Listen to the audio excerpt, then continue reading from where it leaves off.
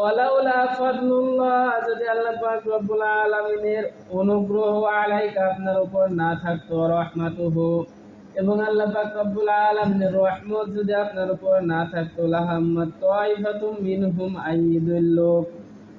এরপরে আল্লাহ পাক রব্বুল আলামিন বলতেছেন, ওমা ইউদিল্লুনা ইল্লা আনফুসাহুম ওয়া মা ইয়াদুররুনাক, অথচ তারা আপনার কোনো ক্ষতি করতে পারেনি, বরঞ্চ তারা নিজেরা নিজেদের ক্ষতি করেছে। জোরে বলেন আল্লাহু আকবার। রাসূলুল্লাহ সাল্লাল্লাহু আলাইহি ওয়াসাল্লামকে আল্লাহ পাক রব্বুল আলামিন সর্ব অবস্থায় হেফাজত করেছেন। জোরে বলেন সুবহানাল্লাহ। রাসূলুল্লাহ সাল্লাল্লাহু আলাইহি ওয়াসাল্লামের উপর যখন জুলুমের সর্বোচ্চ পর্যায়ে পৌঁছে গেল, রাসূলুল্লাহ সাল্লাল্লাহু আলাইহি ওয়াসাল্লাম কে আল্লাহ পাক রব্বুল আলামিন মক্কা থেকে মদিনায় হিজরতের আদেশ দিলেন। জোরে বলেন সুবহানাল্লাহ। তখন রাসূলুল্লাহ সাল্লাল্লাহু আলাইহি ওয়াসাল্লাম হযরত আবু বকর রাদিয়াল্লাহু তাআলা আনহুকে বলে রাখলেন যে, হে আবু বকর, যে কোনো সময় তোমাকে সাথে নিয়ে মদিনাতে হিজরত করতে হতে পারে। জোরে বলেন সুবহানাল্লাহ। তুমি সব সময় প্রস্তুত থেকো। হযরত আবু বকর রাদিয়াল্লাহু তাআলা আনহু যেদিন থেকে এই কথা শুনলেন, সেদিন থেকে হিজরত পর্যন্ত একটা রাতও তিনি ঘুমালেন না। জোরে বলেন সুবহানাল্লাহ। হযরত আবু বকর রাদিয়াল্লাহু তাআলা আনহু একটা রাতও বিছানায় পিঠ লাগিয়ে আরাম করে শোননি, কারণ হযরত আবু বকর রাদিয়াল্লাহু তাআলা আনহু জানতেন যে যে কোনো রাতে, যে কোনো সময় রাসূলুল্লাহ সাল্লাল্লাহু আলাইহি ওয়াসাল্লাম হিজরতের জন্য আমাকে ডাকতে পারেন। আর আমি যদি ঘুমিয়ে যাই আর রাসূলুল্লাহ সাল্লাল্লাহু আলাইহি ওয়াসাল্লাম যদি আমাকে এসে না পায়, আমার ডাকে যদি সাড়া না আমি দেই, তাহলে রাসূলুল্লাহ সাল্লাল্লাহু আলাইহি ওয়াসাল্লামের সাথে বেয়াদবি হয়ে যাবে। এই কথা চিন্তা ভাবনা করে হযরত আবু বকর রাদিয়াল্লাহু তাআলা আনহু রাতের পর রাত জেগে থাকতে লাগলেন। জোরে বলেন সুবহানাল্লাহ। এবং দুইটি উট হযরত আবু বকর রাদিয়াল্লাহু তাআলা আনহু প্রস্তুত রাখলেন যে যখনই রাসূলুল্লাহ সাল্লাল্লাহু আলাইহি ওয়াসাল্লাম হিজরতের জন্য আদেশ করা হবে, আল্লাহ পাক রব্বুল আলামিন যখনই রাসূলুল্লাহ সাল্লাল্লাহু আলাইহি ওয়াসাল্লামকে হিজরতের আদেশ দিবেন, যাতে তৎক্ষণাৎ দুইটা উট নিয়ে রাসূলুল্লাহ সাল্লাল্লাহু আলাইহি ওয়াসাল্লামের খেদমতে হাজির হওয়া যায়। জোরে বলেন সুবহানাল্লাহ। হিজরত এটা হচ্ছে নবীদের জীবনের একটি অংশ। যারা ইসলাম প্রচার করেছে, আল্লাহ পাক রব্বুল আলামিনের দ্বীন প্রচার করেছে, হযরত আদম আলাইহিস সালাতু ওয়াস সালাম থেকে শুরু করে নিয়ে কিয়ামত পর্যন্ত যারা ইসলামের জন্য জীবন দিয়েছে, যারা ইসলামের জন্য কষ্ট করেছে, লড়াই করেছে, তাদের জীবনের একটি পাঠ হচ্ছে হিজরত। জোরে বলেন সুবহানাল্লাহ। রাসূলুল্লাহ সাল্লাল্লাহু আলাইহি ওয়াসাল্লাম মক্কা নগরীতে দাওয়াত দিতে থাকলেন। দাওয়াত মক্কা নগরীর লোকেরা পক্ষান মানল না। তখন রাসূলুল্লাহ সাল্লাল্লাহু আলাইহি ওয়াসাল্লাম দাওয়াতের উদ্দেশ্য নিয়ে তায়েফে হিজরত করলেন। তায়েফবাসীরা রাসূলুল্লাহ সাল্লাল্লাহু আলাইহি ওয়াসাল্লামের উপর পাথর নিক্ষেপ করলো এবং রাসূলুল্লাহ সাল্লাল্লাহু আলাইহি ওয়াসাল্লামের শরীর মোবারক বেয়ে বেয়ে রক্ত পড়তে লাগলো। জোরে বলেন আল্লাহু আকবার। হযরত জিবরাইল আমিন রাসূলুল্লাহ সাল্লাল্লাহু আলাইহি ওয়াসাল্লামের খেদমতে এসে আরজ করলেন, ইয়া রাসূলুল্লাহ, ইয়া হাবিবাল্লাহ, হুজুর, আপনি রাহমাতাল লিল আলামিন। আপনি আদম আলাইহিস সালাতু ওয়াস সালাম থেকে শুরু করে কিয়ামত পর্যন্ত যত মানুষ আসবে, সকল মানুষের থেকে শ্রেষ্ঠ মানব আপনি। জোরে বলেন সুবহানাল্লাহ।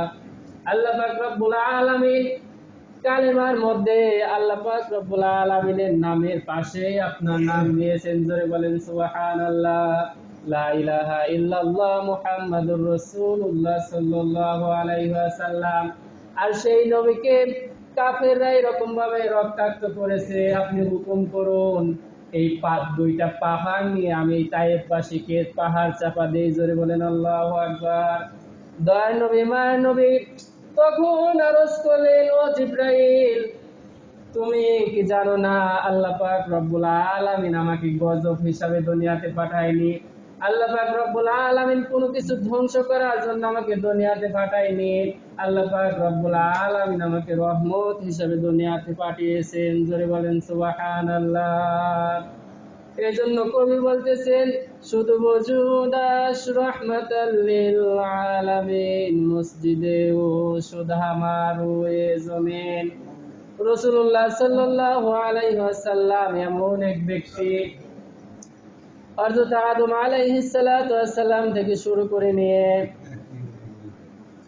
হযরত আদম আলাইহিস সালাতু ওয়াস সালাম থেকে শুরু করে নিয়ে শেষ হযরত ঈসা আলাইহিস সালাতু ওয়াস সালাম পর্যন্ত যত নবী রাসূল এসেছেন, সকল নবী রাসূলের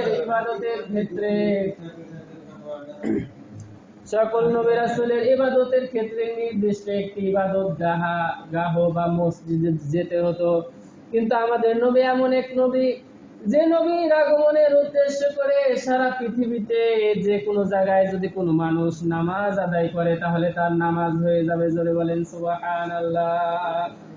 আমাদের নবীর রহমতে বরকতে আল্লাহ পাক রব্বুল আলামিন পৃথিবীর প্রতিটা কোণায় আমাদের জন্য জায়নামাজ হিসাবে প্রস্তুত করে রেখেছেন। জোরে বলেন সুবহানাল্লাহ।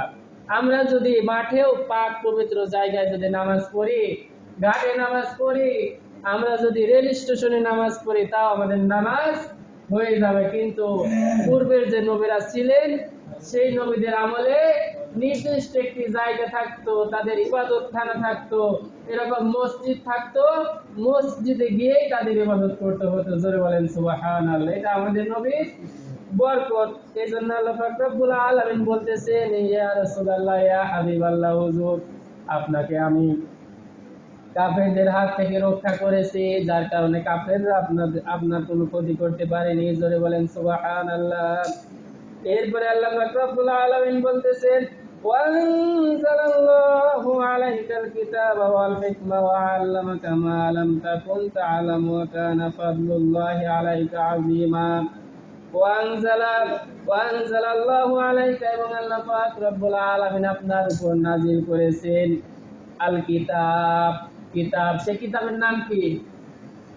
আল কুরআন। কুরআন রাসূলুল্লাহ সাল্লাল্লাহু আলাইহি ওয়াসাল্লামের উপর আল্লাহ পাক রব্বুল আলামিন নাযিল করেছেন। আর এই কুরআন নাযিলের উদ্দেশ্য কি?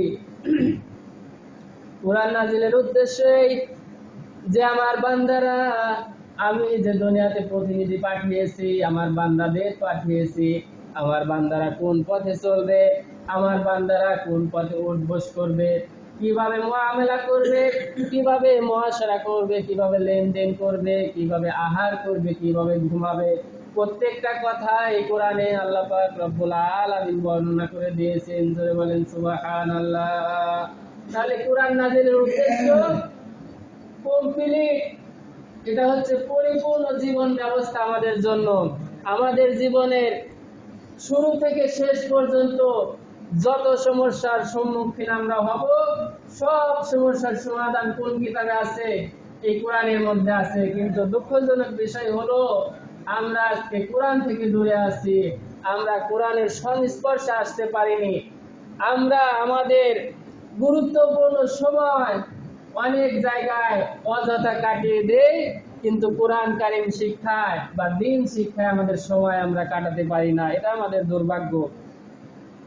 আমরা আমাদের অবসর টাইম আমরা চার দোকানে বসে, বিভিন্ন আড্ডা স্থলে বসে কাটিয়ে দিচ্ছি।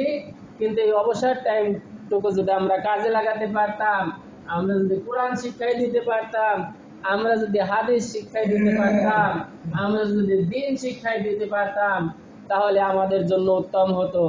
রাসূলুল্লাহ সাল্লাল্লাহু আলাইহি ওয়াসাল্লাম বলতেছেন, মাজলিসু ফিকহিন খায়রুম মিন ইবাদাতি সিত্তিনা সানা।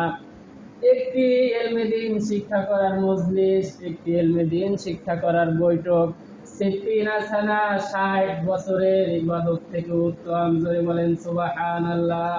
60 বছরের ইবাদত, নফল ইবাদত করে যত সওয়াব পাওয়া যাবে, একটি যদি দ্বীনি বৈঠক, ইলমে দ্বীন শিক্ষা করার বৈঠক, কোরআন শিক্ষা করার বৈঠক যদি আমরা বসি, তাহলে তার থেকে উত্তম হবে। জোরে বলেন সুবহানাল্লাহ। তাহলে চার দোকানে বসে বিভিন্ন জায়গায় আড্ডা দিয়ে কি আমাদের সেরকম সওয়াব মেলে না? আর এই কোরআন যে কত মধুর, কোরআন তেলাওয়াত যে কত সুন্দর, আর কোরআনের অর্থ বুঝে পড়লে যে কত সুন্দর মনে হয়, সেটা আমরা বুঝতে পারিনি। সেটা আমরা পড়তে পারি না, যার কারণে আমরা বুঝতে পারি না।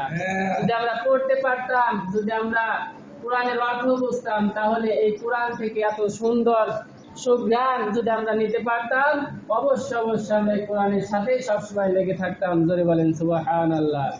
এই পৃথিবীতে যত কিতাব আছে সব থেকে সর্বশ্রেষ্ঠ কিতাব হচ্ছে আল কোরআন। জোরে বলেন সুবহানাল্লাহ। এই জন্য আসুন আমরা আমাদের সময় এদিক সেদিক না কাটিয়ে, আল্লাহ পাক রব্বুল আলামিন আমাদের নির্দিষ্ট একটি বয়স দিয়েছেন, নির্দিষ্ট একটি হায়াত দিয়েছেন, এই হায়াতটা হেলায় খেলায় এদিক সেদিক নষ্ট না করে আল্লাহ পাক রব্বুল আলামিন যে নিয়ম দিয়েছেন সেই নিয়ম অনুসারে চলে আল্লাহ পাক রব্বুল আলামিনের ইবাদত করে আল্লাহ পাক রব্বুল আলামিনের দেওয়া জান্নাত কামাই করার আল্লাহ পাক রব্বুল আলামিন আমাদের সবাইকে তৌফিক দান করুন। সকলে বলে আল্লাহুম্মা আমিন।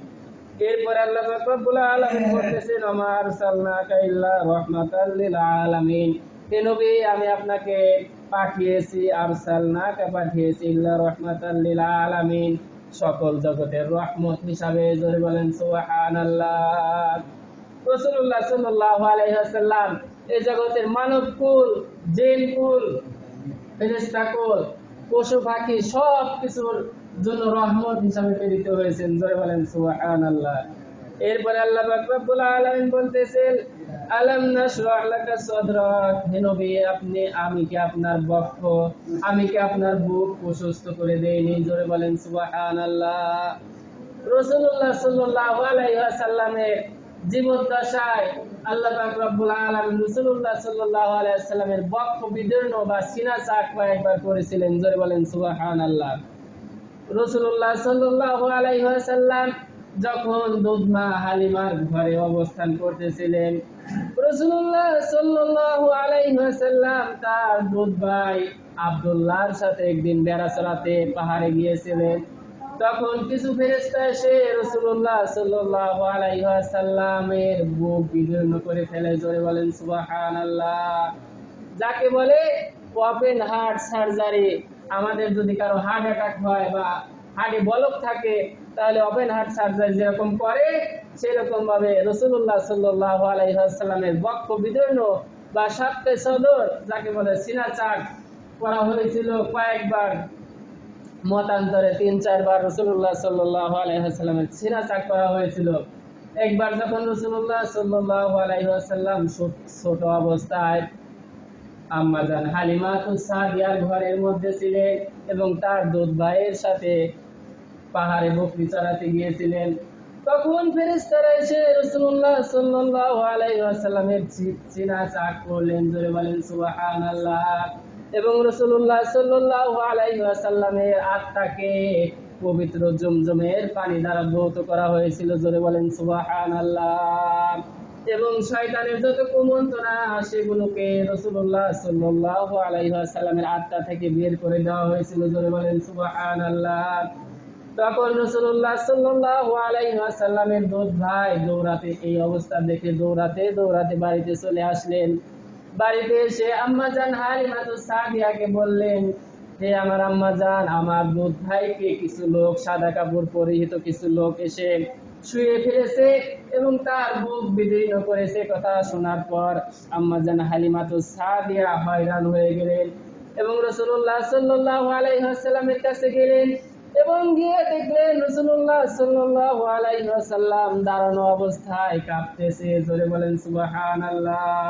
শিশু নবী, শিশু বয়সে ওই রকম ঘটনা ঘটার পর রাসূলুল্লাহ সাল্লাল্লাহু আলাইহি ওয়াসাল্লাম একটু ভীত সন্ত্রস্ত হয়ে পড়েছেন এবং কাঁপতে শুরু করেছেন। তখন আম্মাজান হালিমাতুস সাদিয়া রাসূলুল্লাহ সাল্লাল্লাহু আলাইহি ওয়াসাল্লামকে নিয়ে তার মাতা হযরত আমিনার কাছে রাসূলুল্লাহ সাল্লাল্লাহু আলাইহি ওয়াসাল্লামকে পৌঁছে দিলেন এবং বললেন যে, হে আমিনা, আমি তোমার ছেলেকে তোমার কাছ থেকে আমানত হিসাবে নিয়েছিলাম, এই যে এখন এই আমানত তোমার কাছে পৌঁছে দিয়ে গেলাম, এই জিম্মা এখন আমার নেই, কারণ এর সাথে এরকম ঘটনা ঘটেছে।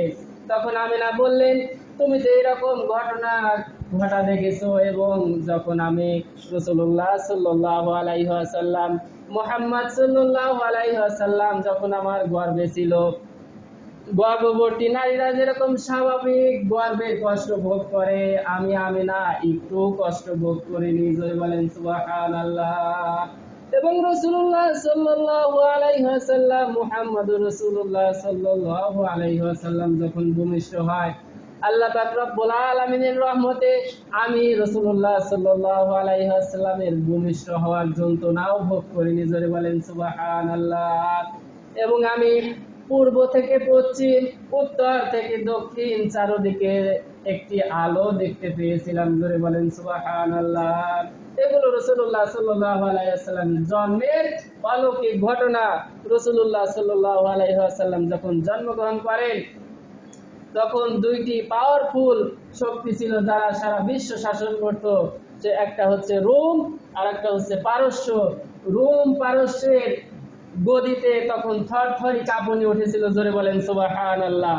রাসূলুল্লাহ সাল্লাল্লাহু আলাইহি ওয়াসাল্লামের আগমনে, রাসূলুল্লাহ সাল্লাল্লাহু আলাইহি ওয়াসাল্লামের দুনিয়াতে আগমনে এটাই বুঝিয়েছিল যে আজকে থেকে দুনিয়ায় যত জুলুম, যত অত্যাচার, যত অনাচার সব কিছু মিটিয়ে দেওয়া হবে এবং ইনসাফ ভিত্তিক দুনিয়া প্রতিষ্ঠা করা হবে। জোরে বলেন সুবহানাল্লাহ।